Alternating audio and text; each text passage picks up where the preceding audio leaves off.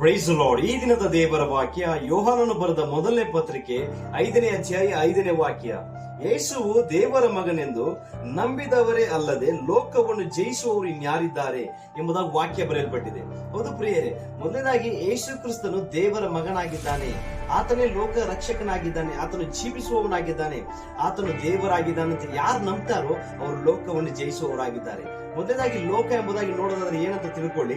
ಲೋಕ ಎಂಬುದಾಗಿ ನೋಡೋದಾದ್ರೆ ನಮ್ಮಲ್ಲಿ ಇರುವಂತಹ ಎಲ್ಲ ಹೋರಾಟಗಳು, ಪಾಪಗಳು ಮತ್ತು ಎಲ್ಲ ಚಟಗಳು, ಎಲ್ಲ ವ್ಯಾಧಿ ರೋಗ ರುಜಿನಗಳನ್ನು ಮತ್ತು ಲೋಕದಲ್ಲಿರುವ ಎಲ್ಲ ದುರಾಸೆಗಳನ್ನು ನಾವು ಜಯಿಸಬೇಕಾದರೆ ಯೇಸು ಕ್ರಿಸ್ತನನ್ನು ದೇವರ ಮಗನಾಗಿದ್ದಾನೆ, ಆತನು ಲೋಕ ರಕ್ಷಕನಾಗಿದ್ದಾನೆ ಎಂಬುದಾಗಿ ನಂಬುವವರಾಗಿರಬೇಕು. ಆತನ ಮೇಲೆ ಪೂರ್ಣವಾದ ವಿಶ್ವಾಸ ಇಡುವವರಾಗಿರಬೇಕು. ಮಾತ್ರವಲ್ಲದೆ ವಾಕ್ಯ ಬರೆಯಲ್ಪಟ್ಟಿದೆ, ನನ್ನ ನಾಮದಿಂದ ಏನೇ ಬೇಡಿಕೊಳ್ಳಿರಿ ಹೊಂದಿಕೊಳ್ಳಿರಿ ಎಂಬುದಾಗಿ ವಾಕ್ಯ ಬರೆಯಲ್ಪಟ್ಟಿದೆ. ಎಲ್ಲ ಅಧಿಕಾರವು ಆತನ ನಾಮದಲ್ಲಿದೆ. ಆದ್ದರಿಂದ ಆತನನ್ನು ನಂಬಿರಿ, ಆತನ ಸಮ್ಮುಖದಲ್ಲಿ ಒಪ್ಪಿಸಿ